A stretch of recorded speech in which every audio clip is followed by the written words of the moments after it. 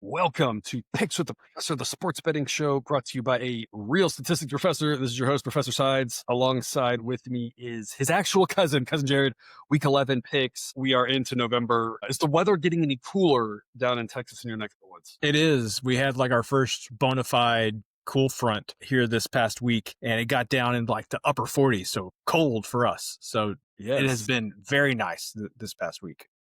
We have not gotten a frost yet here in Indiana, but my cherry tomato plant that has just thrived, and I pulled in 40 more little guys here recently. I feel like it's about going to be at its end because it's that time of year, folks. It's that time of year where we're going to have to be keeping an eye on the weather on some of these totals as we get closer to it. So let's just keep that in mind here as we head into week 11. Real quick, a recap of week 12. Cousin Jared, a winning week for us. I feel like it's been a long time coming here, but you know, it was like this 2 years ago, actually, where the show picks were just a little bit cursed, but the premium picks that we had over on our paid service did well. The A grades did well. And Cousin Jared, we aren't quite there yet, but with a strong week for the honor roll. Again, you can sign up to be part of the honor roll on Patreon. That link's in the show description, and all the A grades. We are moving in the right direction, and we've got a few more weeks here to get those into the solid profitable range, which is really what my biggest striving here is. If you're paying for extra picks, I want those to be profitable. And so far on the season, if you've been paying for those extra picks, they've been profitable barely, but we're gonna build on that this week. What do you say? Yep, I agree. Feeling better about things as we're coming up in November. Feel like we're finally getting a hold on, what teams are actually good, what teams are actually not good, what teams have lost all hope. Because maybe we'll talk about one of those at least. So yeah, feel like everything's coming together here for a strong run to the end of the season. Fewer A grades this week if you are with us over on Patreon and you get all those A grades, but we're taking almost every single one of them as an official pick one way or the other, whether it's here on show or again devoted to that honor roll designation, and picking a lot of B grades. And we talk about this all the time in every sport, that at the start of the season, there's more variance, more unknowns. And so some people are a little bit shy of betting, but the books are just as clueless as we are. As we move through the season, we get a little bit more knowledge, but so do the books, and the lines get tighter. And so it kind of works both ways there. You can't just think about it one way that, we know more. Well, the books do too. And makes some of the edges smaller. It makes us rely a little bit more on the B grades here. But I was looking through those B grades, and the ones we were selecting, I feel fairly good about this week. I don't know about you, Cousin Jared, but like I said, I'm starting to get a good feel for it, or a good feel for where the model's kind of seeing things really well and saying, I kind of feel like I'm it's later in the season than usual. I feel like usually we hit our stride earlier, but really these last week, this week, I feel like hopefully here we're seeing the bowl well, so to speak. Yep, I agree. And just in time for our weeknight Maction. So our Tuesday night Mac games are back. Yes, we started into some weeknight games here recently with some earlier in the week games. We've got some action here. Got a official pick for you on every weeknight game over on a Patreon. If you're with us over there, and again, that link in the show description. We're only going to cover Saturday games here, but some quick reminders before we get to it. Sideline is the name of the models that I've built. They are player-based. That really matters for injuries, depth chart changes, all sorts of goodies that happen over the course of the season. And we'll talk about a few of those here in this show as it applies. Higher player team grades apply more points. The average is 100. They are predictive and forward-facing. So when you see the rankings, we aren't to say that's where they rank, with regards to points per game, yards per game, something like that. We're saying that's how we think they're going to perform going forward to the best of the model's ability, trying to figure out what is predictive and what is a little bit of random chance. Of course, we talked about it a lot already all season. Nothing against South Florida, but they were a team we talked about maybe people being a little bit too high on, little, bounces went their way, a little bit of luck, right? Kind of came back the other way against them, against Memphis. And so that's a kind of thing. The model's here to help us kind of say, where we can't watch every game, but it can kind of pick up on some of those things. Here's where some teams having some lucky bounces and maybe isn't as good as you think they are, or not as bad as you think they are, et cetera. That's what, of course, we watched a few of those South Florida games so we could see it with our own eyes as well. And we've been telling people that all season. But again, the model's trying to do that for every single team. The pick grades are based on the probabilistic edge at the time of posting. We are recording this week's episode here on Monday night. The picks were made Monday afternoon and sent out to everybody on Patreon. You'll see some A grades, you see some B grades. A grades are loves, B grades are likes. And again, if you want more, Patreon is the place to be. That linked in the show description. There are no such things as locks in sports betting. We talk about that all the time. We emphasize value. We talk about small 2%, 3%, 5%, if we're lucky, 10% edges. But that means there's no such thing as confidence or certainty because there's variance in all of these things. Anything can happen. And so we focus on the long run and not one single game. We don't tout our one win and we don't cry about our one loss. We just kind of say, hey, in the long run, it shakes out. And we are just trying to win more when we win than we lose. When we lose, there's multiple subscription options for you. And if you are interested, we would really appreciate your support helping us keep the lights on here. Because before we get into week 11, we already had another coach fired from week 10. Hugh Freeze from Auburn, one we've kind of been thinking was coming, a long time coming for that one. You have any thoughts on that, Cousin Jared? Not specifically on that one. I mean, it was justified, but the thing that I'm kind of taken aback by is when you look at all of the firing so far this season, I am generally one, and not as much in this current era of college football, but talking about you need to give the coaches time. Everybody wants to rush too far to push, too quickly to push these guys out the door. I think you can look at every firing that's taken place so far this year and say that it was justified. I mean, there is a reason a lot of these moves has been made. I think that the most indefensible firing is probably James Franklin, but I was 100% going to say that's the one I'll disagree with you on, is Franklin. Well, okay, so you can see it that way. He had 11 seasons to kind of get over a certain level and just didn't do it. So even if that one might have felt a little unfair, I can at least see where the Penn State fans are coming from. Every other one, it's like, I completely agree with it. So, so I've just been kind of surprised at. Crazy to have so many slam dunk firings at so many big programs in the middle of the season like this. Is a lot. Yep, it is. It is. And so that's just kind of the thing that has stuck with me is like, I'm not even really bothered by any of these schools, what they're doing. Like, completely makes sense. Now, that's not talking about the financial side. None of that makes sense. Right. But just why they're doing what they're doing, I completely get it, which is strange for me to say. Yeah.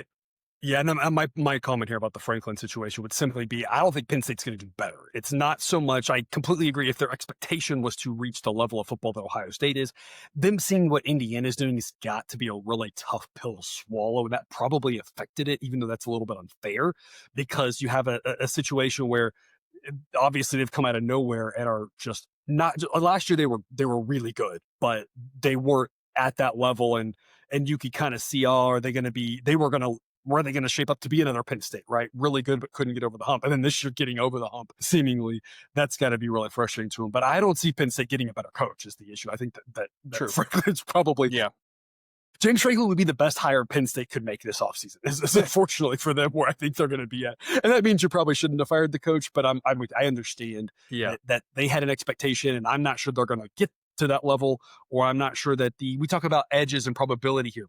The probability that they find someone who's going to be better, I don't think that's there for them. But again, variance is our favorite 4-letter word. And so who knows who you hire? They might get lucky. They might find the right coach. The probability that Signetti was able to do what he did with Indiana, as much as we loved what he had done in his previous stops and everything, we still wouldn't have expected this. So you get variance, right? Is there. Before we get into week 11, any last thoughts, anything to speak on, anything for the viewers to keep in the back of their mind, again, other than weather here as we move into week 11 and November football? I do not think so. I will just echo your comments about the weather, especially these midweek MAC games just seem to always want to have something crazy going on. And so always a good idea when these lines start coming out on Sunday afternoon, just to go take a peek at what the weather in the Midwest looks like for these midweek games. There are a few good sites that aggregate and some of the weather and can give you a quick look. You might want to do a little bit more of an in-depth look as you get later. You might have situations where you want to wait until later on in the week to see what the weather's going to do. Of course, the downside of that is the numbers going to move with it. So, of course, just keep that in the back of your mind. Because, Jared, no spotlight games this week. There are some really good football games. A&M and Missouri would be one of them. Iowa and Oregon is shaping up to be a good game. And of course, in the Big 12, when you have BYU, Utah Tech, all three of them up there at the top. Anytime one of those plays the other is appointment television. We've got a matchup there this week. For various reasons, we aren't really covering any of those on the show. People might just turn off, be like, I don't want to watch the show. But of course, if you're here, you're probably wanting to come and maybe see some of the off the radar games anyway. So hopefully we've got you covered with that. Again, picks, projections, all sorts of great information on every single game available over on Patreon. But we're going to start off with a new segment I call Fool Me Once, Cousin Jared, and that is because we took Temple last week as a B grade, took the points limit, did not work out well. We're going to try it again. This is going to be hopefully we don't come back next week and say, fool me twice. We're going to take the points with Temple, has been a team that's been really good at covering these sorts of numbers, even if they're low, hanging in there, either winning, losing close. Army is obviously a team that can play a very close game with the style of football that they employ. We'd rather get 7, obviously, but Sideline says Army wins by an average of 3.5. One of those, maybe we're worried about the wrong key number. Maybe it's 3 or 4 that we should be worried about. Amazingly grades out, much better on offense and defense. That's not what we expected with Casey Keeler coming over, what he did at Sam Houston last year, but we're expecting this Temple team, while their defense struggled for their offense here, to keep them in this game, and hopefully it can be a one-score game that just doesn't end in 7. Because Jared, fool me once here, they fooled us last week. Why do you think Temple is not going to fool us a second time this week? Well, I would also say Temple 6-3 against the spread, so they have been good to us so far this season when we've backed them. My biggest thing here is that I think this Temple offense is too good for Army to get a consistent amount of stops in this game. Now, completely will acknowledge that Army might not get stopped either. Temple's just going to keep scoring and keep scoring and keep scoring. And at the end, maybe they lose this game by 1 score, but I have enough faith in that 6.5 to cover us there. Obviously, would like this better at 7, but I don't see this getting to 7. I think there's, the sharp bettors out there probably have a pretty high level of respect for Temple, kind of like we do. And so I just can't see this number getting out to 7. If so, it would only be there for a split second before it would jump back. So I just think Temple scores enough points to, keep this game close. It's interesting you said that. Of course, I was going to look and see exactly what the number is. There is a 7 out there right now, but it is at what appears to be a lesser known book. 6.5s are everywhere else. So it's kind of unlike you. I feel like the 7's going to pop and go away. It is more likely than not. We never know. Every once in a while, we're really surprised on this, but I'm not sure I've seen enough from Army to justify that number. Obviously, they're home, but to justify the 7 lasting, you just have to assume there's a lot of people out there like us who have been backing Temple and they've been good to us, even though last week wasn't great, and would say, hey, the 7 is worth way too much here. And so if you can get it, shop around, obviously great, but we're not expecting that to be around. And again, we kind of think that this 3 or 4 is probably more where it should be. Not to say the Army can't obviously win by 7 or 10. There's obviously ways that Temple wins this game. We talk about the average, game misses by 12-ish points. And so, you take a 2 standard deviation approach, you're talking about 24 points. If Army were to win this game by 27, it wouldn't be the craziest thing in the world, and then the key number doesn't matter at all, right? Yeah. But we're just saying that we're talking about where the big probability edges lie are around 3 and 7, and we're getting to one that we think really matters. Yep. More in this one. And a potential letdown spot for Army coming off the Air Force game last week that always takes a lot out of them. You see that more with Air Force because they actually have games after they play Army and Navy, whereas, of course, when Army and Navy plays, neither of them have a game immediately the week after that. So that's another aspect of this that I kind of... A potential weather in this one might have a little bit of rain. At this point, it's way too far out to know exactly if that's true or if it'll be a lot of rain, just a little bit of rain. But that's another thing that could play into this one, and that could keep the scoring down a little bit. This total seems a little bit suppressed as well, but neither one of these teams wants to play fast, and so that also lends itself to taking the points being more valuable because lower scoring games end up with closer margins of victory on average. So a lot of reasons there to be on Temple plus 6.5.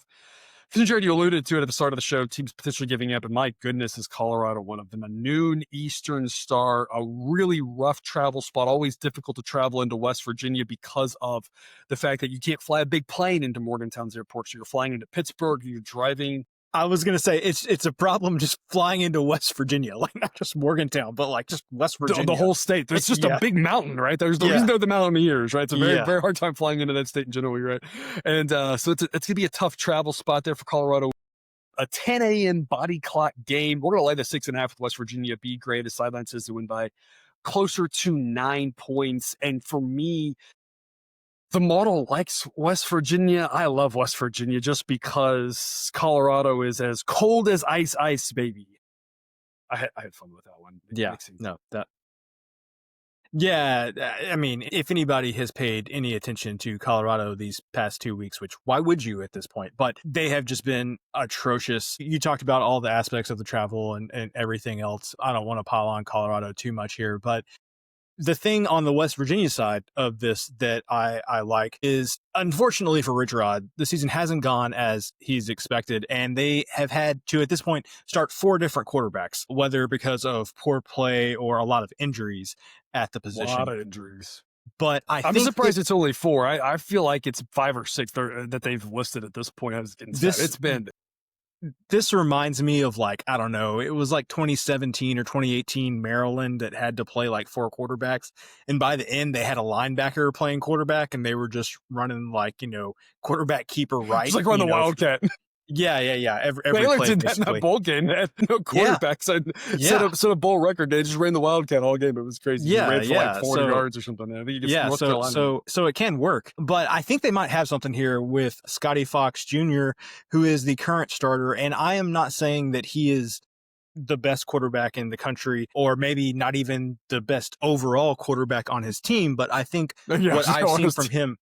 Yeah, but what I've seen from him is I think he is the best quarterback on West Virginia's team for the Rich Rod offense. And what I mean by saying that is the guy who he can use his legs, he's mobile, he can make throws outside of the pocket. In both the games that he started 2 weeks ago against TCU, and then last week at Houston, they covered against TCU, won outright against Houston. He's averaging 7.3 yards a carry on the ground, has accounted for 3 touchdowns the past 2 weeks, threw for 300 yards against TCU. So yes, Colorado has been terrible. That's a big part of this.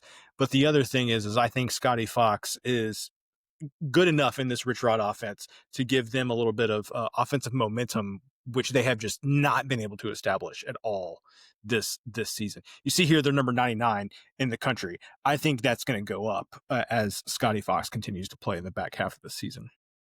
And he doesn't grade out very well at all for those of you who are able to access all of, the extra information that we give out over on Patreon. If you see, he does not. But the model is more complex than just that. And it has been bumping West Virginia's offense up here these last few weeks for realizing that it's not so much that it's enamored with him as a quarterback, especially given the passing demands on a quarterback, which is his weaker spot. Like, the aspect of it, the ability, what he does to, gives the offense that extra dimension, makes everybody else a little bit better. All those other little things like that it picks up. The model's not, like I said, it's more complex and trying to figure out all those little details and not that West Virginia offense grading out here at number 99 is good, but relative to where they were a few weeks ago, it's like it's moving in the right direction, given just how crazy things were there. Read an article recently, a few weeks ago, where Rich Rod was talking about the quarterback situation. You could tell he was just exasperated with it. Just, if this guy's out and this guy's out, and we'll try to go with this guy, and can we even get anybody healthy out there, kind of thing. And I think he referenced the previous season that he had as a coach where he had that same thing. It does seem like they've at least found someone who seems like a good fit in this offense, and someone who can at least get them to the rest of the season and end on a more positive note, which is interesting because where they were 3 weeks ago, I don't feel like is drastically dissimilar to where Colorado was 3 weeks ago, except they've gone in 2 very different directions here these last few weeks. And so that's part of it. Yeah. So there's been rumors that Colorado might be making a quarterback change here, going with Julian Lewis. Does Sideline see that as making any difference at all in this one? That's a great question. And so I actually, just before we got into here, I plugged in Julian Lewis to the model and just see what it would look like. Right now, the model would actually have him grade out a little bit worse than their current starter back,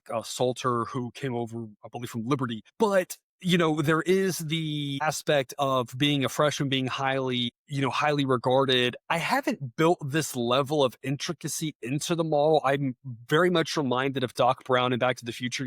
Apologies for the crudity of this model. I didn't have time to build it to scale or paint it. It's one of those things where, maybe at Yeah. some point I add this to the model where we would say, like, as the weeks go along, these true freshmen that get to play are expected to get a little bit of a boost because their upside, their potential, their growth should be more than someone who's been playing, who started 22, that sort of thing. And so my thought is it's really no change. The model would say it's actually a little bit of a step down. That's probably why he hasn't started yet, because Dion's probably seeing the same thing and saying it's a little bit of a step down. But again, given his upside there, that extra variance, I don't think it's a crazy move. I think the upside there that the model isn't quite seeing, because again, I just haven't added that detail. I think it puts us in about the same spot. I think there's a chance that the model would like West Virginia a little bit more, but knowing that Lewis might actually turn out to be good, I think it kind of comes out in the wash. And I would say, for our perspective, viewer, if you're looking at this, I don't really think it matters who starts for Colorado. Lewis might go out there and be great and make us look foolish for saying this, but there's a chance he's still just not as good as Salters anyway, and things continue to look bad for Colorado, and it doesn't matter. So there's a lot of variance involved in that, and nothing that really concerns me if he does get the start. So I'm glad you brought that up for people to kind of say, hey, if you're hearing some of that, we don't really care. We're still laying the 6.5 with West Virginia, because I'm assuming you'd lay 7. Would you lay more, thinking that Colorado, just the way they've looked, this might get ugly? West Virginia take out some frustration, start to get a little bit of a roll here at the end of the season, or 7 your cap?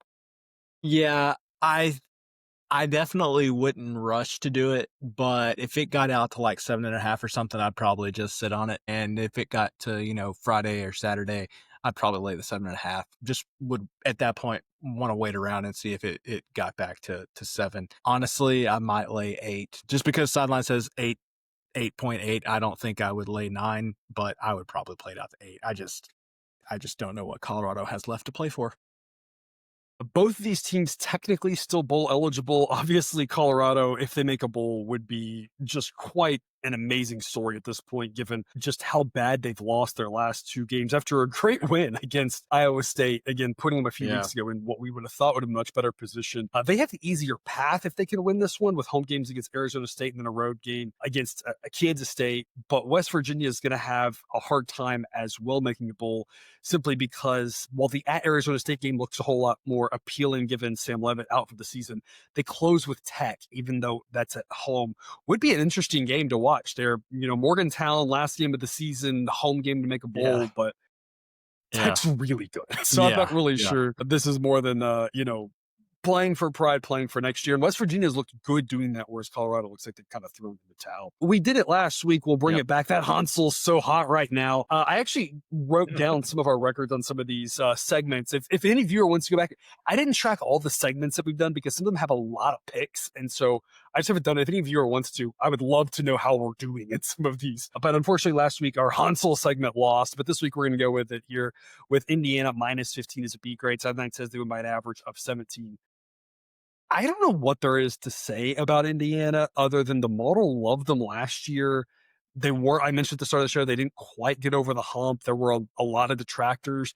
At this point, I think there are still some detractors, and I think that's why we're still getting a little bit of value in Indiana. But Sideline would have them favored by a field goal by I think 4 or 5 points over every other team in the country, sans Ohio State. And that's insane. I mean, there's just, what else is there to say? Like, this team is insanely good. Sideline has them as the best offense, second best defense. I think that's flip for Ohio State. Ohio State's got the second best offense and the best defense. It's just going to be an incredible Big Ten championship game for that one. The tickets are going to be through the roof, with Columbus just down the road and Bloomington obviously not far from Indianapolis. Penn State fought valiantly last week, I thought, against Ohio State. They hung around. They didn't get blown out. I believe they covered, maybe. If they didn't, it was a light situation, but they played it closer than I expected, given where their season has gone. But after last week, Ohio State, and now this with Indiana, that's rough scheduling. We're going to lay the 15 with the Hoosiers. Cousin Jared, what do you like about this one? Well, the first thing I want to say is, and I know it's blasphemy to talk poorly of Nick Saban, but he said on College Game Day the other day that, the two teams that have separated themselves were Ohio State and Texas A&M. And I was thinking to myself, what the hell else does Indiana have to do to get everybody's attention? Because in my mind, clearly Indiana is in that group without a doubt. If not, and I am not saying that Indiana is better than Ohio State, but based on the results of the games played so far this season, I mean, that Indiana win at Oregon is one of the most impressive wins of the season. So anyway, I was offended on behalf of, Hoosier fans for that one. As an Aggie alum yourself, ironically. Yeah, exactly. Put some respect on the Hoosiers. But ironically, this game and this line and the way that we've been thinking about playing Indiana ironically reminds me of Penn State from the past handful of years, where if it is not a bona fide top 5, top 10 team, they are just going to obliterate them and beat their brakes off. And Penn State is not a top 5, not a top 10 team, nowhere close to really thought they would be at the start of the season. Yeah, for sure. I thought they would be. Yeah, but they are 100% not. And due to that fact, I think Indiana's going to beat their brakes off. I mean, I would not be surprised if Indiana wins this one by 24 points, something like that. I mean, at Penn State, at Happy Valley, and Indiana winning by 24 points. It's just what kind of world are we living in? I was thinking about this actually before I came on show, and thinking, there's a lot of strong reasons why we know we're living in a simulation, Cousin Jared. One of them, I think another one is the rise of this Indiana Hoosier program is straight out of NCAA, video games, football video games. I mean, there's no other explanation for it, because in no other have we ever seen. This is the meteoric rise that we all do in video games. If you've ever played, the old NCAA, or you're playing the current one now, right? This is the stuff that we've all done. We've all taken a bad team at some point that we liked, whether we went there or just thought they had cool jerseys or whatever, and boom, upped them in a couple years to a dominant team with studs at every position. And that's what's happened here with Indiana. It's insane. We've never seen it before. I'm not sure when the next time we'll see it again is. Obviously, it's more likely to happen in the era of NIL. They're the only ones who've done it. And I think that's understating just how difficult it is to do this, because as much as it is possible, more possible to do this in today's times, it's still really hard, because you have to start somewhere and get the buy-in and get that going in the right direction. And how this was able to happen so fast is just incredible. Yeah. I can't believe that we're treating Indiana like Penn State. And 2 years ago, that would have just been the most laughable sentence ever. But here we are. It's just a season and a half. Signetti has been there for a season and a half.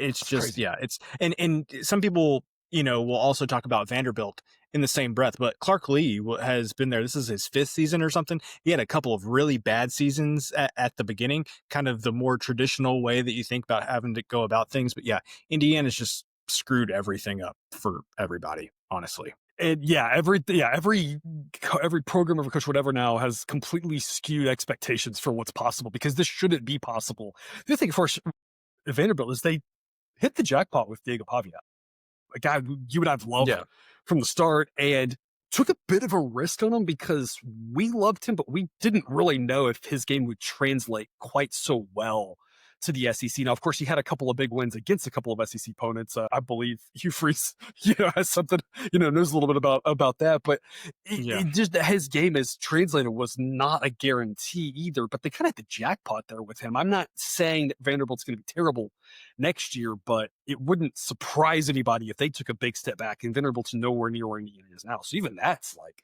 a weak comparison. But this Hoosier team, everything's turning up great sports-wise here in the Hoosier State, and we're going to continue to roll with Indiana. If it ain't broke, don't fix it. So let's see if we can keep it going with the Hoosiers. Because, Jared, key numbers matter. We talk about this a lot, but I wanted to highlight that and have a segment every week maybe where we'll have a game where we talk about the key numbers that matter. And when we talk about totals, because that's 58 and 59, your key numbers in the upper 50s.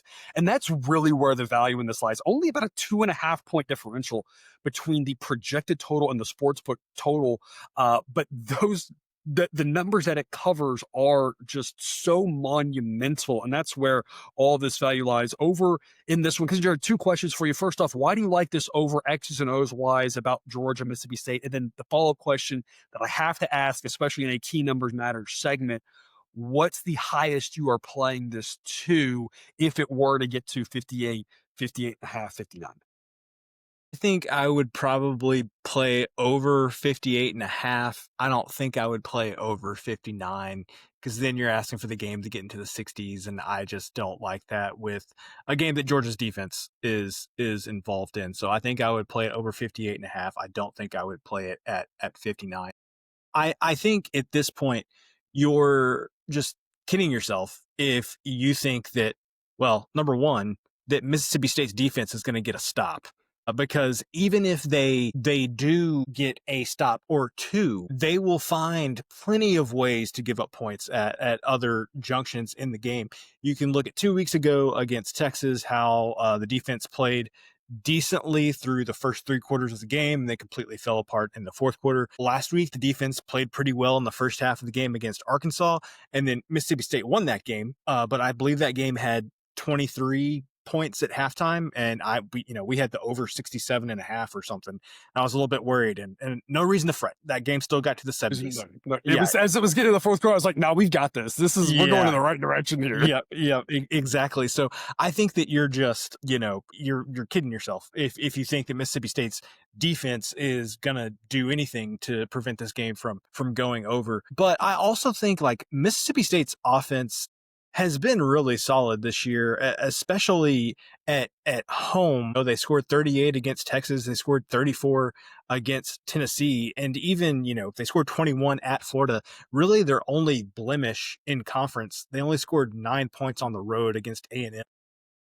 A&M was a bad matchup for them. Mississippi State loves to throw the ball around. Texas A&M has a really good pass rush. I think that was a bad matchup. I think at home, this Mississippi State team on offense can do enough. And again, I don't think that their defense is going to get too many stops in this one. Yeah, that's, I think, the things that I was actually looking back at Georgia here earlier today, because when I looked at Sideline's top 10, I posted that for everybody on, if you follow us on Instagram or Twitter, and of course you get the full rankings over on Patriot. I post those every week, including the week by week, so you can kind of see how the teams have progressed.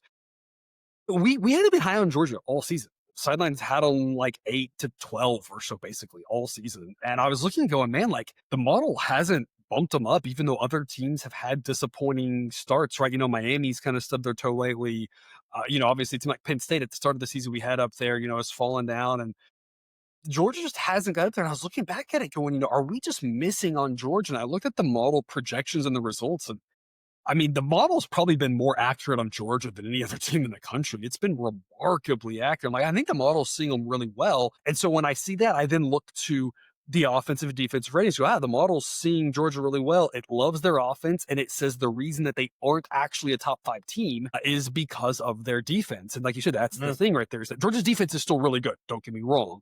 And they still should win this game. But at Mississippi State, Georgia's defense being weaker lends itself to the over, versus if this was more of the Georgia teams that we more expected as of late. Obviously not every year, and there's exceptions, blah, blah, blah. But, stronger defense, weaker offense, it's a little bit different. But that's not what the model's saying. People might look at last week, a lower scoring game against Florida. That's Florida. Like, there are teams in the SEC that tend to play lower scoring games and teams that tend to play higher scoring games. Well, throw out the Florida game, right, for both of these teams. Look at what happened in some of these games. Mississippi State got in that high-scoring game with Texas, which nobody's been able to do for the most part. Right. And, so they're going to be able to drive this up. It's more likely what happens. You never obviously know. There's variance. Anything can happen. But to me, that's kind of how I'm seeing it.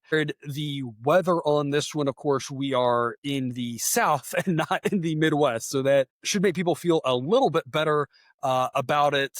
Upper 60s is the thought right now with no real wind or rain. So again, always be checking this out in the totals. Even if they're in the South like this, you never really know. But as we would hope for November in the South, good weather for this one. So no reason to think that we would get deterred from the over based off of the weather. because Jerry, we've done this twice before. The "you sure about that" segment, 1-1 so far in them. Maryland at Rutgers. We're going to lay the one with Maryland. B grade pick. Model says they win by an average of 3.7. The reason I'm posing the question to you, because Jared, you sure about that, is because Maryland, after an impressive win over Wisconsin that we thought was more impressive at the time, of course, I think we realize now it isn't, got to 4-0, and since then has had close loss, and then they got the doors beat off of them by, I don't remember which one, but one of the better teams in the Big Ten. That's nothing to be ashamed of, but really struggling to get hanging in there. They're one of those teams they got the cover for us, maybe two of them even. So covering, good, but laying a point, they're going to have to win one of these close games, and they haven't been able to do it now in their last 3 close games. So, Kissinger, that's the question. Are you sure about are we sure that Maryland can actually get the win? Well, so they covered against Washington. I'll be honest, I can't remember if they covered against Nebraska or not. They lost by 3 against Nebraska. I think they did, because I think we took about a touchdown or so. Yes. Okay. So they covered against Nebraska. They lost to UCLA at Los Angeles. They were dogs, but they didn't cover. No. They were only getting like a point or two. Yeah, and then they got their doors blown off by Indiana last week. That's everybody. Yeah. Guys, Rutgers defense is really bad. And this is one that, I talked at the top of the show about how, at this point, you kind of got what you've got. And the Rutgers defense being, honestly, the Rutgers defense being this bad and their offense being this competent is just not what you expect. And so through the first third of the season, you're like, hey, when's the other shoe going to drop? When is this team going to start performing more like what these teams have, performed historically? And at this point, Rutgers defense is just really bad. And we have multiple instances this season of, I thought that Ohio had one of the best offenses in G5 after week 1 when they put up 30 something points at Rutgers. Turns out Ohio's offense is terrible. It's just Rutgers defense is that bad. We have multiple instances this season of, I think they went to play at Washington, got up 10-0 or something on Washington, and Washington scored 34 points in a row, something like that. Won by 20. Yeah, and so this Rutgers defense is just really, really bad. And I think Maryland is fine. They've hung around in all of those games that I just talked about, except Indiana, of course. But those teams, Washington, Nebraska, UCLA, can't believe I'm saying it about UCLA at this point, but that iteration of the UCLA team, not the UCLA team from the first 4 weeks of the season, are very different than the Rutgers team, which just has nothing to hang its hat on like those other teams do. So I feel good about laying the point with Maryland in this one, just knowing that Rutgers has a clear deficiency that I think it's too late in the season to really be able to fix. This is for bowl eligibility for Rutgers. They've only got 4 wins, but if they lose this one, they get Ohio State next week. They will not be able to get to 6. So Rutgers is do or die here for making the bowl. Maryland, not quite the same situation. Again, they got those 4 wins at the start of the season, but they do have at Michigan State would be a good opportunity for a win. At Illinois is a chance for a win. And then hosting Michigan, obviously they won't be favored in that one, but is doable. So Maryland, could finish with 8 wins, might not make a bowl. You never really know. But I think you're right. And that was kind of my take on this one and why I'm going to say sure about that. There's no such thing as a sure thing. So the segment title is a little bit misleading. Right? We want to remind viewers, right? There's no such thing as long. We don't know what's going to happen. Nobody does. Right. But my thought on this is, hey, the best offense is a good defense. Right. And that's where Maryland's kind of struggled here. The best offense is a good defense. You know what the other best offense is? Playing a defense like, right? We talk a lot. Yeah. Sometimes the cure for your struggling whatever unit is facing a terrible unit on the other side. And that's really what it is with Rutgers, is that they just aren't in that same class, in my opinion. These teams that Maryland can't quite get over the hump against, I don't think Rutgers is in that same tier. And so that's the difference maker, why I think they've been good to us covering. We've liked them. We've thought they've been undervalued. And I think the same things happen here. And this time we're asking to get the win, not just cover a close number like we did against Washington and against Nebraska. But the fact that we're playing a lower tier opponent makes me think they can actually get to the window here and do better than lose close and actually win. Sort of back to Terps here, laying a point, basically just needing to win. Because you're a reminder every week, you don't gotta watch and make the money. So folks, this one, just don't watch this. This is going to be terrible football. ECU is almost assuredly going to win this one big. It's almost assuredly going to be ugly. That doesn't mean it'll win. We're laying 28.5. They might only win by 27. They might only win by 21. They might only win by 14. And if so, it's just going to be an ugly, terrible, boring football game. They might win by 50, right? There's hard to see how this is worth your time, people. So we don't want to watch this one, but we don't have to watch it to make money on it. Cousin Jared, and East Carolina, a little bit under the radar here, top 50 according to Sideline. I don't think they're getting a lot of love, but a very good football team for the group of five. But this is also a lot about Charlotte, right? And the wheels just completely coming off there. Right?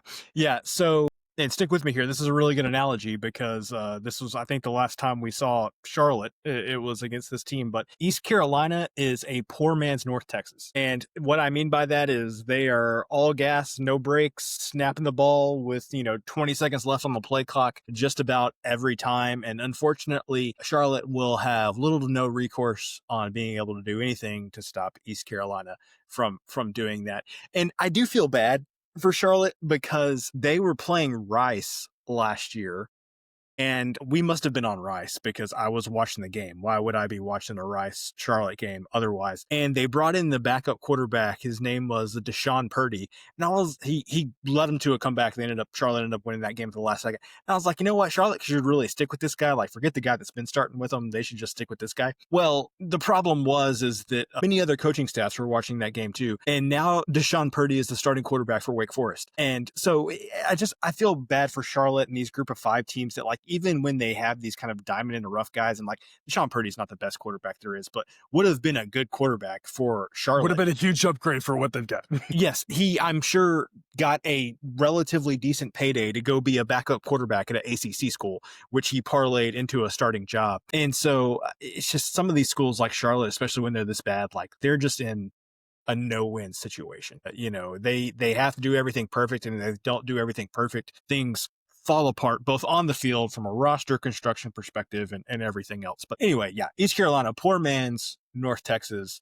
They're going to be able to beat these really, really bad teams by. And that's what North Texas just did the last time we saw Charlotte play. Charlotte lost the game by 34. North Texas scored a couple late touchdowns in that one. Yeah. And that's the thing that's on the table here in this game is some more late touchdowns. So we have the possibility of a front door cover, or it might be over by halftime. Things have gotten rough for Charlotte. They got beat by Temple by 35 points. And that's tough to do because Temple, as we saw earlier, their defense is just not very good. And Charlotte just couldn't put up any points on.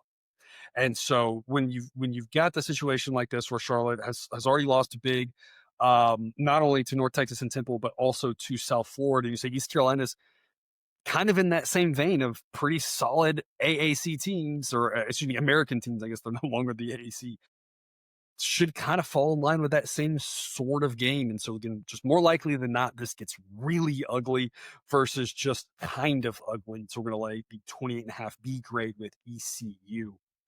Because your run, don't walk. Louisiana Tech at Delaware, we're like a 5.5 with Louisiana Tech. Want to make sure we get this one before it gets to the key numbers of 6 and 7, of course. There are some 4.5s out there and some 5s. This is a little bit in no man's land. It's already been bet up from 4. Wouldn't take much to get it from 4 to the 5.5 where it is right now. But if it keeps going into that 6, 6.5, 7, you're going to want to make sure you got the best number possible in your pocket. So this is one of those games for us. B grade, as the model thinks they win by an average of about 10. Delaware letting us down last week in a game where they weren't really even competitive against Liberty. How much is that affecting our play here on Louisiana Tech? Louisiana Tech, we've talked about San Diego State in this respect, in that San Diego State is better than I expected and not doing it in any of the way that I would have expected.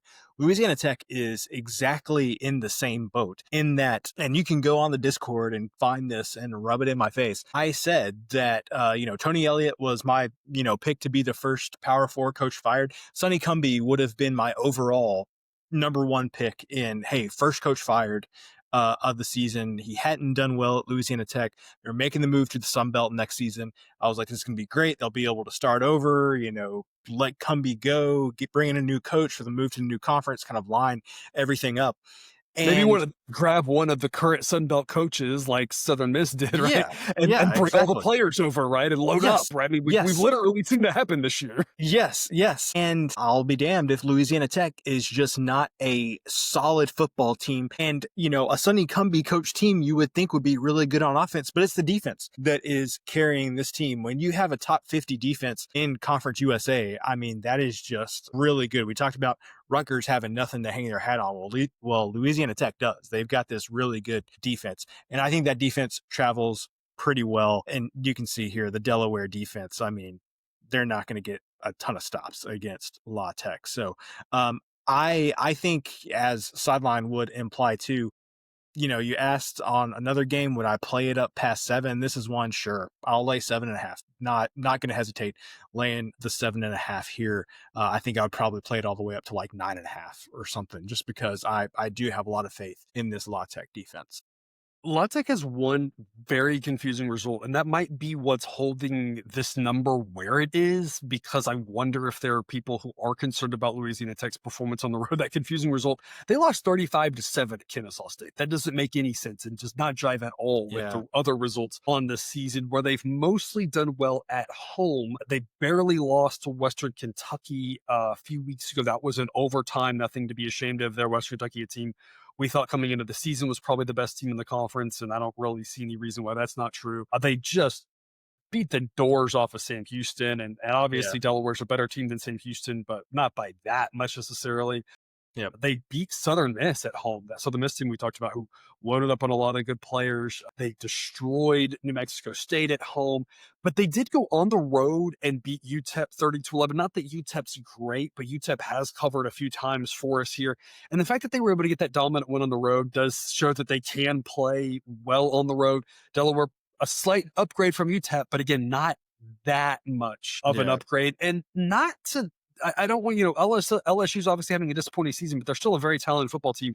And they went on the road to LSU early in the season, and they hung in there with them. And that's, again, probably more of an indictment on LSU. I get that. But a team like LSU even struggling, well, it wouldn't be the first time a team like that has, would fire their coach or whatever, having a struggling season, but still kick the crap out of one of these Conference USA teams, right? And the fact they went on the road and kind of hung around there with LSU, again, shows they can play on the road. So I'm not going to be overly concerned about that Kennesaw State result. Now, if they lose this game here at Delaware, maybe it becomes more of a talking point. But for now, I think I can give them a pass for that. Every team has one game in the season, if not two, where they just look completely, way better or way worse than they are. Right. And so the totality of results indicate this Louisiana Tech team pretty solid here for Conference USA. A little bit of a surprise there. You give yourself a hard time, and I gave you a little bit of a hard time in the Discord too because of the first coach firing mishap on your season bets. But your overall season bets are looking great. You've got a great chance to make a lot of money on those. So if people watch that show and followed your advice, I'll take a losing ticket here and there for all the winners. I think you came out overall.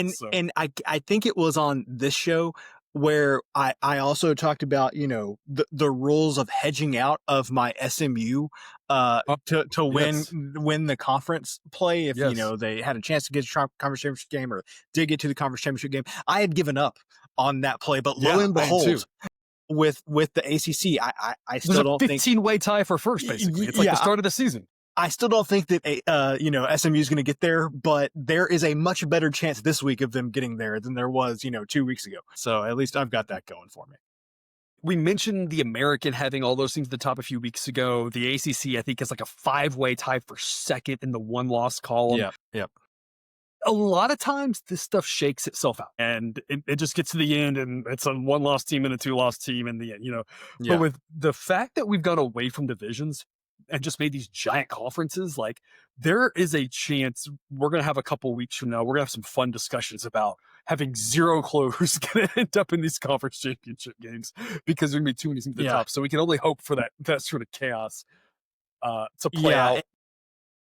And you got to look at the schedules too, because the SEC is in a similar situation where, you've got like 4 teams with 1 loss, that you're 3 teams with 1 loss now that could all kind of be in there with A&M and Alabama. But Georgia and Texas are going to play each other. A&M and Texas are going to play each other. You've got a lot of these games down the stretch that are going to, make a difference in who can play it. So yeah, it's still just it's like a week or two too early to really invite the chaos. Yeah. Yeah. But we're crossing our fingers saying it's November. We can hope that by the end of the month we still have and the real fun one is going to be the American, because whoever wins that conference, depending on what happens, has the inside track to be in the playoff.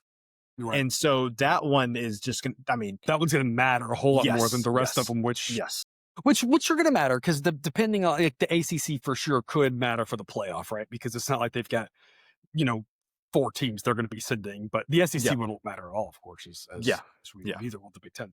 Yeah. But real quick weather check, because this Delaware weather looks fine for now. It's not a total, so I don't really think it would matter, but it is good to know we are looking at 60-degree weather, because you do sometimes have the southern team plays north if it gets really cold issue. Won't have that issue here. It looks like day game on Saturday. So it looks like the weather should be nice and not a problem for a bunch of southern boys to go up there to Delaware. We had this segment a couple of weeks ago where I quoted Chidi from The Good Place. You broke the world. That's not a compliment. We were talking then about Oklahoma State breaking the model and just how truly terrible they are. But Syracuse is kind of a close second on offense. I've never seen a quarterback injury do so much to a team's offense. Oftentimes a good quarterback can be worth 4, 5, 6, maybe 7 points, but the Syracuse quarterback situation has just been insane with how big of a drop-off it's been since that injury. They turned last week to I believe a freshman lacrosse player to play quarterback. It's just not gone well for Syracuse, but it hasn't really gone well for Miami either.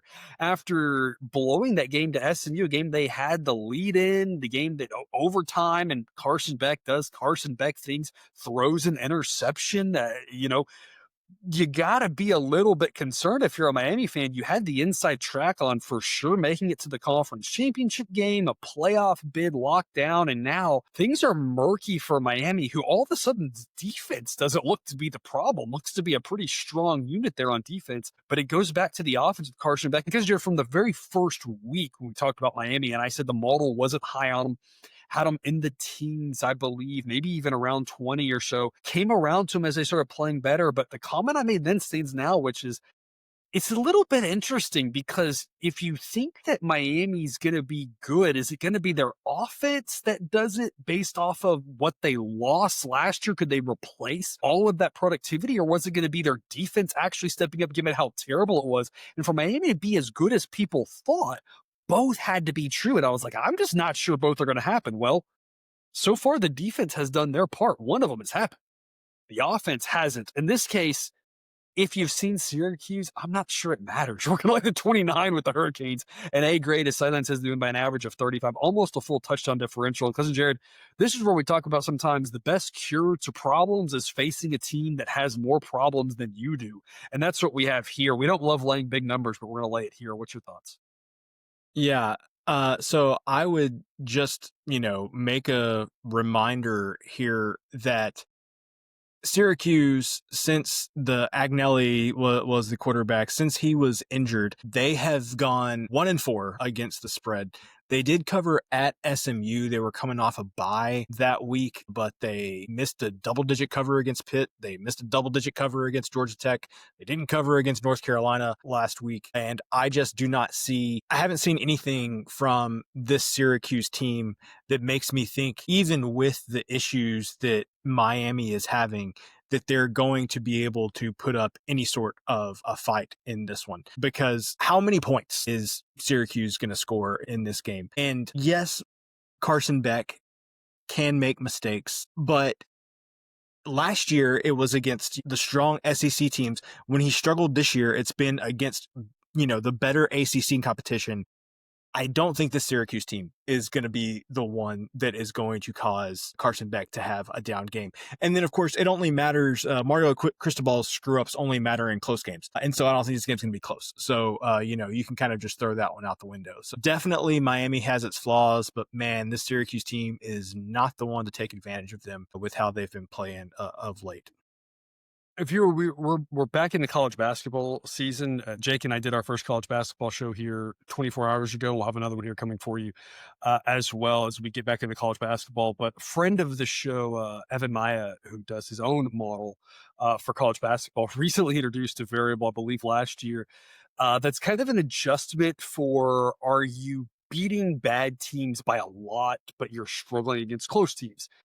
That feels a little bit like Miami here with the Mario Cristobal situation, where it's like, you don't really want them in the close game. Like, if it's projected to be close, I'm nervous about it. Like, you got to downgrade Miami because of that. But if it's not, whatever, you're fine with the bigger numbers. Obviously, who knows what will happen in one game. But Syracuse, their defense is better than their offense. But like you said, is it good enough to get stops? And on top of that, Syracuse offense is so bad, the Miami defense is so good, you get a bunch of 3-and-outs, especially on the road. You put the defense right back on the field, and that's going to make it even harder on the defense. So it's going to be really an uphill battle for Syracuse defense to get stops, and exactly what Miami's offense needs. Continue to put pressure on a defense. Their defense gets plenty of stops, the ball right back, and that's going to just, in theory, spiral things in the right direction for Miami, which is what we've seen from them at times when things are going well. And against a team like Syracuse where things haven't been going well, that's exactly what you expect to happen. And real quick, Cousin Jared, is SMU having the weirdest season of all 136 teams this year? I'm having a hard time coming up with who might be having a weirder season than SMU is. Does it really matter when your coach just got a raise because they were associated with, some of the openings that were going on? Apparently it wasn't weird enough to give them any pause from extending Rhett Lashley. Not that they shouldn't have extended Rhett Lashley, but yeah, to your point, like, everything has just been really strange so far. Yeah. This year. I don't know, man. Like, in hindsight, like, the Baylor loss does seem a little strange just with how those two teams, or Baylor at least, has played the rest of the season. The TCU rivalry game, not too concerned about that. Wake Forest, man, yeah, that one's the one, if you're a SMU fan, that's going to sit with you for a while, because obviously you should have won that game, and clearly also huge look ahead spot for SMU coming into that game. But yeah, I think that Wake Forest loss is going to stick with them for a while. Does it matter that it's November? Always want to check the weather down in South Florida. Does it look like it'll be a rainy affair? That matters there for covering big numbers, because if it turns into a slush type situation, then that makes it tough. But weather does seem to be nice, low 80s there. So plenty of ways for Miami to win. And again, a game where they should just get a lot of possessions, forcing a lot of 3-and-outs, and that's going to give them a higher likelihood of getting that offense going, covering a big number. We've already kind of mentioned this, and we talk about it here. So we've introduced the "you're worried about the wrong key number" segment. Because Jared, every time we've pointed this out, I feel like it's gone well. I don't know if we're undefeated in our lifetimes on this, but this is a segment, even though it wasn't an official segment, but something we've talked about for 8 or 9 games over the history of the show. And I know we've done really well. We won with this when we unveiled it here officially as a segment. And we're going to say the same thing here with Arizona laying 4.5 against Kansas. Kansas is doing by an average of 11.4, so that makes it an 8th grade. If you're seeing 4.5 and going, I only want to lay 3, I only want to lay 4, you're worried about the wrong key number. You might need to be worried about 6 or 7. You might need to be worried about 10, because this number should be a lot higher according to the model. Arizona's playing really well. Kansas isn't. They were the only team that I can think of not able to cover and look good against Oklahoma State. They were outside of the number, or at least at the number at some point, but just weren't able to really take care of business. Against the really bad Oklahoma State team. They got the doors beat off of them by a Kansas State team that's had a disappointing season. And Arizona just continues to look better. We've been high on them. I don't know what else there is to say that we haven't already said about these two teams, because Jared, but I'm going to turn the floor over to you and give you a chance to try to say something new. Yeah, so I will just tell you that I am so happy to be fading Kansas this week, because it seems like Sideline has just had a bit of an affinity for Kansas this season. We haven't played them every week, but they're 3-6 against the spread. They're 2-6 if you take away that week 0 game against Fresno State that they just absolutely dominated. There's just nothing about A this. Fresno State team, by the way, that benched their starting quarterback, I think set a record for the first time they were ever shut out at home a couple of weeks ago, and then beat Boise State because in the game they had like 23 yards passing. So Fresno's just not, just throw that out. I nominate Fresno State as a team that's having a weirder season than SMU is, Yeah, because that one's very strange. Yeah, it's like there's just this Kansas team isn't good at anything. And that's really a problem when, it's a problem for any team, but especially when you're going up against, one of the Big Four conferences. You're playing against other Big Four conference teams, and you've got a team like Arizona who's solid offensively, solid defensively. Kansas is just kind of like they just don't really have anything. And then on the road, man, I don't like it. Like, I know you shouldn't use the transitive property or look at one result and say that, hey, I can take something from this result. But if there is one exception to that rule, it might be if you're a Big 12 team that can't cover against Oklahoma State this year, that might say something about you, because Oklahoma State is that terrible. And you'll notice Sideline loved Kansas until it didn't cover, or not loved Kansas. Sideline liked Kansas until it didn't cover against Oklahoma State. And then all of a sudden, Sideline's like, whoa, whoa. You're terrible. Yeah. So again, you don't want to take too much from one game, but this might be one of those times where we want to make sure we're reacting appropriately. We talk about that all the time, right? The model's here to help kind of be a guide. It's built to not overreact or underreact. And sometimes it kind of helps gear us in the right direction where it's like, no, you should react a little stronger to this one, or maybe you shouldn't, right? And this is one of those cases. Oklahoma State 2-7 against the spread on the season. Their only covers last week against Kansas, and of course, a 3-point cover against Baylor, because God hates me. Say about that one, because you're one of our favorites, the WTF game, the wrong team favorite. I figured we talk about this all the time. This should be one of our segments on the track here. Florida State plus 105. Anytime you can get plus odds on a team that the model thinks wins more than 50% of the time, you got to do it. Sideline says Florida State wins 59% of the time, is the better team, obviously on the road, but this is being treated in the market like Florida State might only be a little bit better than Clemson. And Sideline says they're better than Clemson, maybe not by a lot, but by enough. We faded Clemson last week. That worked out really well for us. I will admit we got very lucky. Not the worst call I saw of the weekend. I retweeted one, I believe in the Michigan State Minnesota game, that was just truly abysmal. But the pass interference call on fourth down there really saved us with Duke in that one. But as we talk about, really, we're not overly concerned with the outcome of the game as an indicator of if our process is working well for the future. And I want to make sure you hear me on that, viewer. I'm not saying we don't care about wins and losses. I'm not trying to indicate that. But what I'm saying is, whether that call happens or not, the model indicated that there was value taking Duke at plus whatever we got him at, plus 125. I think it was something like that. And I think that makes sense because Duke was driving there at the end, to take the lead, which they did, and win the game. And it came down to, a penalty, a bad call, whatever. But it was a kind of toss-up game. And the model said toss-up game plus odds, you got to take it. The fact that we got that call doesn't necessarily make that a good play or a bad play. What makes it a good play is it was a tight contest and we got plus odds. And that's what we're having again here. This isn't to say that Florida State's going to go in and beat the doors off them. They might. Florida State's still a good team. But this is just saying, kind of like last week, we think that this is going to be a relatively close game, but Florida State should be favored, and they're not, and that's what makes it a good play.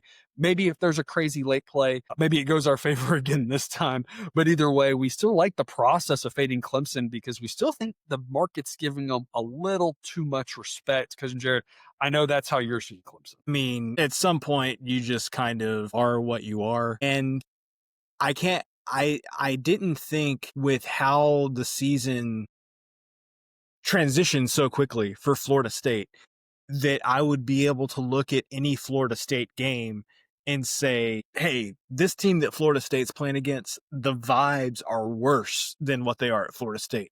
But the vibes at Clemson are clearly much worse than what they are at Florida State. Florida State had that bad showing on the road against Stanford, but at least they came back and they crushed Wake Forest this past weekend. at home, a Wake Forest team that just beat SMU. So, I mean, crazy ACC stuff. But Florida State, they've at least shown a little bit of grit. They're like, hey, we haven't just completely given up on it yet. We came back home. We took care of business. I mean, what have you got if you're Clemson at this point? You have a really good second half against Troy, and you hung around with Georgia. You have your weird morals about we don't take transfer players because we want players to commit. I don't know what that gets you. That in 350 gets you Starbucks or not anymore. Sure. There you go. You had a good. I don't know. You played Georgia Tech close. Like, I don't know. Like, there is just absolutely nothing. Yeah, on the road they played Georgia Tech close. I mean, that's not great though when your best thing is a loss. Yeah, exactly. But you're really scraping the bottom of the barrel with anything positive for Clemson this year. At least with Florida State, you've got the win over Alabama. You like I said, you came back from adversity, all those losses in a row, and crushed a team that you're better than at home. I don't know, man. This is just like the vibes with Clemson are really bad, somehow worse than Florida State. And so I will gladly take plus odds because I know there's been studies that like momentum's not real, but I'm telling you in college football that bad vibes are a thing.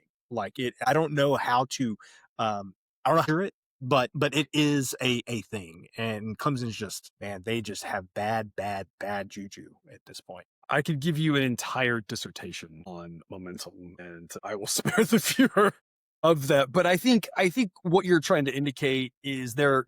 If you listen to a lot of analytics people like myself, they will say momentum isn't real. Blah blah blah. I think what we are indicating there is the short-term momentum that people like to talk about in the middle of a game, like, oh, this turnover happened, and they have all the momentum. That's absolutely not real. We've measured against that every which way possible. And for every single situation where a team gets a turnover and then plays better than you expect going forward because of that turnover, there's a situation where it did literally nothing, right? We've measured this with overtime. The team who scores late to force overtime wins exactly as much as you would expect. There is no extra boost that you get. And that's what I mean when we talk about momentum not being real. That's a little bit different than what you're talking about here, which is there's a real mental effect, especially when you talk about 18-year-old kids, 19-year-old kids, that you see more in college than in the pros, because in the pros you have even a higher tier of athlete who has a stronger mental edge. I think what you're talking about here is the season-long grind, giving up, that sort of thing. That absolutely does happen. Now, it's not always the easiest thing to find. We have to be careful about it, but that absolutely can exist. And we're kind of seeing it with Clemson. Because is Clemson going to make a bowl game at this point? And I think the answer is maybe not. They've only got 3 wins on the season. If I'm looking at this correctly, 4 games to play. At Louisville is going to be very tough. At South Carolina, going to be very tough. They'll get Furman as a win, but they have to win this one and another tough football game. It's incredible to me that even though I wasn't sure they deserved to be in the playoff last year, that a playoff team bringing back their quarterback and so much of their team is probably not going to make a bowl. That just seems insane to me. And the last thing I want to mention about this is, folks, don't forget it was a long time ago, and LSU is very talented, but this team lost at home to LSU. An LSU team that, Cousin Jared, you had their season wins under, and that was looking scary, but that's coming around and starting to look a whole lot better for you as that team's really falling apart and showing its true colors. And again, I don't want to say like I'm speaking out of both sides of my mouth. LSU, a La Tech hanging with LSU is good because La Tech's in Conference freaking USA. Yeah. Right? That's a different aspect of, we can't forget all this Clemson. It's from day one of this season. That home loss to LSU, if we knew what LSU would become, would make us raise our eyebrows. That Troy situation, right? We raised our eyebrows there, and it just got worse. It hasn't gotten any better. Doesn't mean Clemson can't win this game, right? Sideline says they still win it 41% of the time. But the idea being the market's still holding on to this team has some talent. Clemson's been a frustrating team for a lot of handicappers over the last several years, but we've done a pretty good job of backing them, being stubborn to back when we shouldn't. It's worked out. And we've done a really good job of saying, no, we've got to fade them. I don't care what everyone else says. So we've had a good read of this Clemson team over the last several years. Hopefully that continues here. We're taking some of those plus odds and a WTF wrong team favored special which takes us to After Dark, because you're one of your favorite segments here involving some Mountain West teams that you love, the Mountain West, 9:30 p.m. Eastern kick, UNLV at Colorado State. We're like the 6th with the Run Rebels. A game where another one you might be worried about the wrong key number here. I can't believe we're getting better than a touchdown. UNLV, great comeback last week, wasn't able to get the job done against a really good New Mexico team that we like, but I think that's about New Mexico and not UNLV. I take nothing bad about that away from UNLV. I think facing a Colorado State team is a massive step down. UNLV is going to have a whole lot easier of a time this week than against a UNM team that looks just like they found another gem in their head coach that they've hired this year. Colorado State, the wheels have fallen off, and I don't see why that doesn't continue here. Sideline says UNLV by 14. Cousin Jeremy, talking about what numbers you'd like. I'd lay up to 14 on this one. I don't know why we're only having to lay 6. I love it. Yeah, I agree. Definitely 13 and a half. I'm laying it for sure.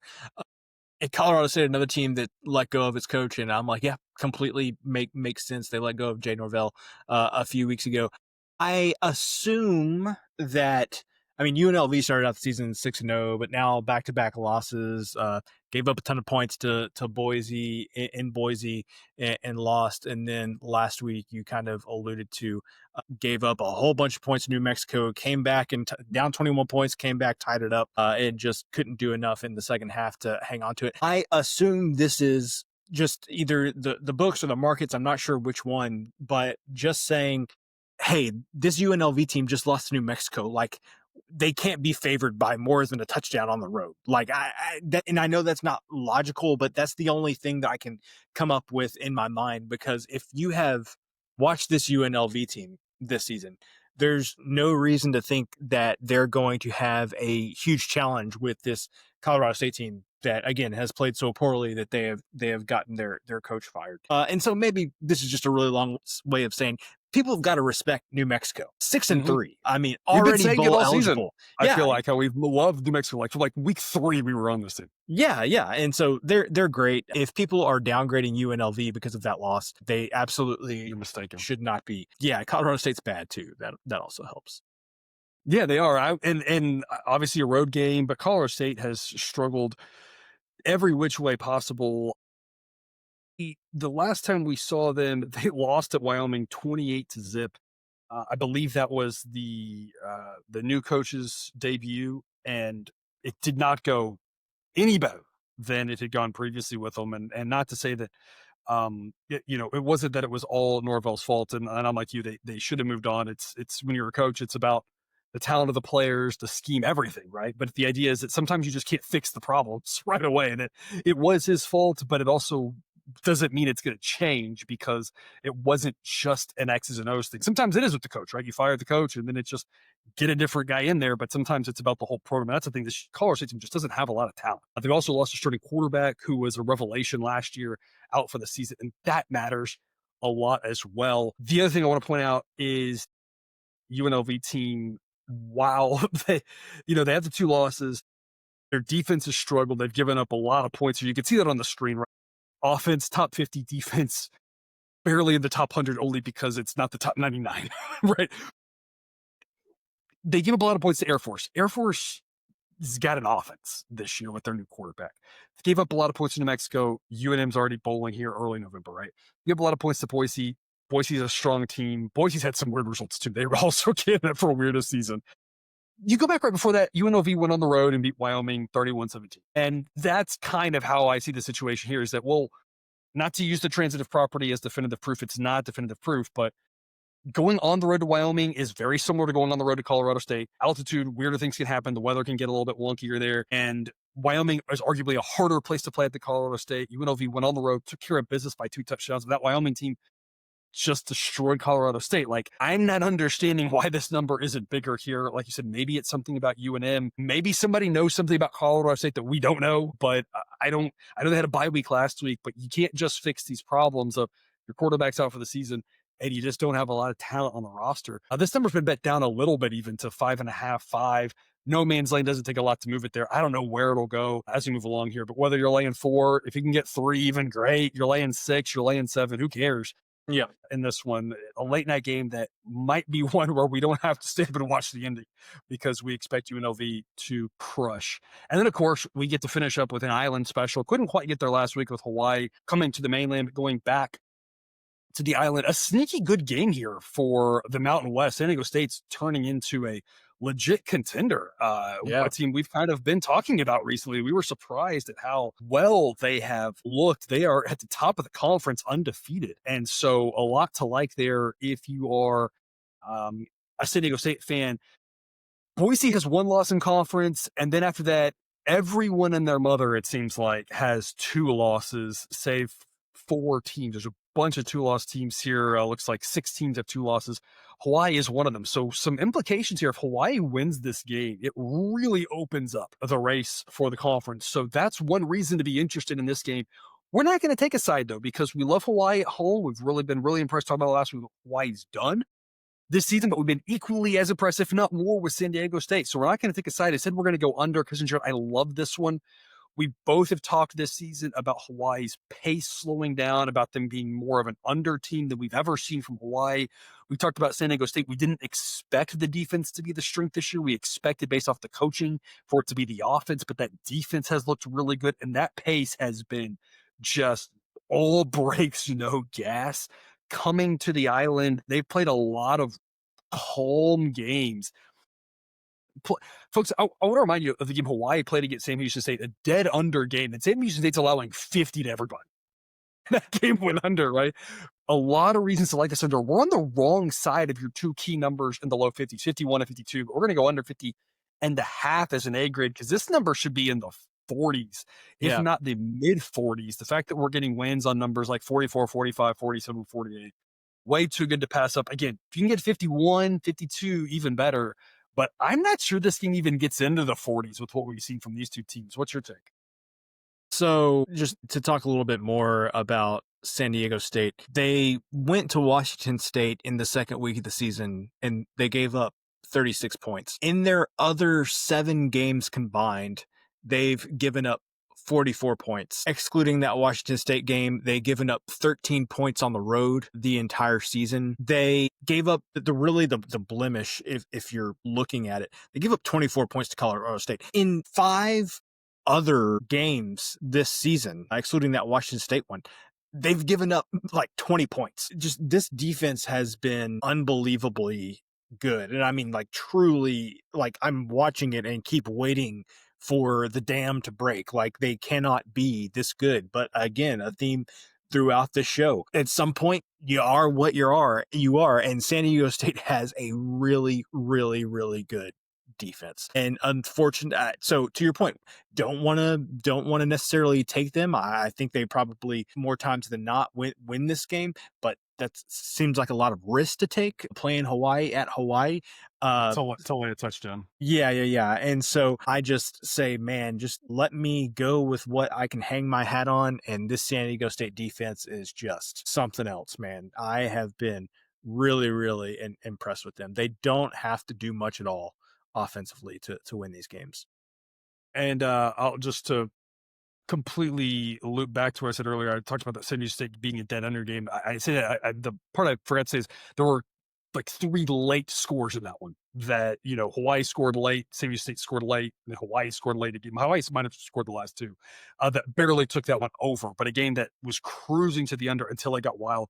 San Diego State's giving up 50 a game to people, it seems like, and Hawaii only got 37 off of them because they've been a really strong under team in a couple of areas. The under against Stanford, under against Arizona, a game that should have gone under against Sam Houston, under against Fresno. Folks, they went over against Air Force and over against Utah State. We talk about it earlier with the SEC, right? Air Force is a team that's gone over with everybody, with the exception of one of their academy games. The other one, they did go over it, right? And that's just Air Force has been an all gas, no brakes team. So the fact that Hawaii went over with Air Force, that's Air Force, right? Utah State's been a team we've been riding the overs all season, right? The fact that they went over against Utah State doesn't mean anything, right? Come back next week against Colorado State, they went under again. Now, they did go over against San Jose State. I haven't seen enough of them to know, but for the most part, Hawaii's been playing teams that under. It's been lower scoring. It's been not quite as crazy, with the exception of some teams that want to play crazy, fast, high scoring games. That is not San Diego State. They play slow. They've Yeah. got a great defense. Hawaii has been perfectly comfortable playing in these types of games. Again, that doesn't mean there's no locks in betting. Anything can happen. A turnover here or there, right, can do anything. With short fields, we've seen a lot, missed fourth downs, right? So not to say this is not a bailout game. Put all your money in on the under, right? There is a 51.5 out there now. It's at a very recreational book that unfortunately I'm not able to wager at anymore, but there's a 51.5 out there. If you're able to play at that place, grab that as well, because this could land 51, 52. But it is just saying there's more ways this stays in the 30s or ekes into the 40s. Yeah.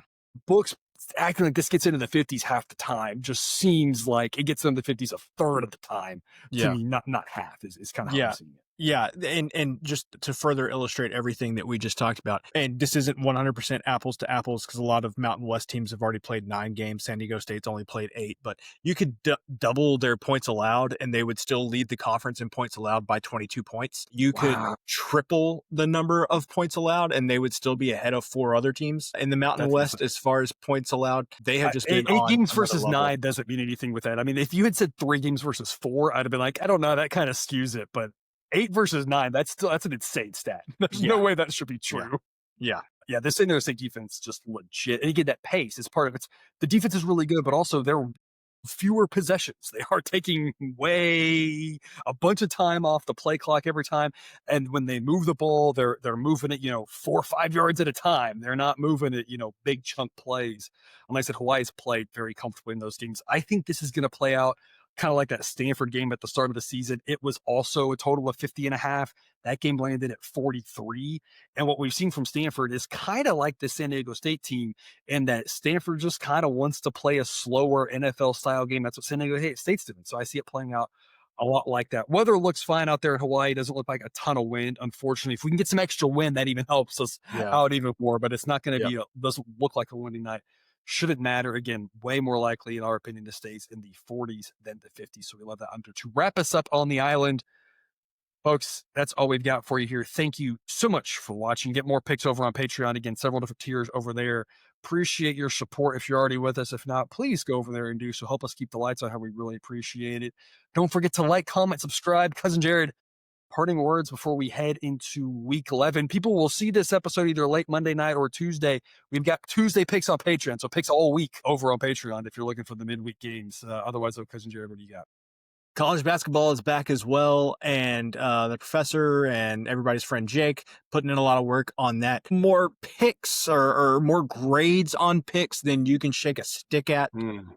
If you have an opinion, you want some reinforcement on something, want to get an alternate take besides, what Ken Palm says about every college basketball game, tons of projections and good information over there on Patreon. So make sure you join just the beginning of a marathon that is college basketball. College basketball is the sprintiest marathon because its season is so short, time wise, like relative to a sport like baseball, relative to the NBA, relative to hockey, relative even to, I don't know about football. Football is just its own different animal, right? Mm-hmm. But my God, a marathon, because like you talk about with so many games out there, so much in it, it's like you got to really pace it's weird. You have to really pace yourself for a season that calendar wise doesn't seem to last that long relative to some other sports. So a lot of great information over there over on Patreon. Again, thank you for watching, folks. We will see you next week for college football, all week for college basketball. And a reminder, with the right model and the right mindset, you can do what we always talk about trying to do here, which is make more when you win than you lose when you lose.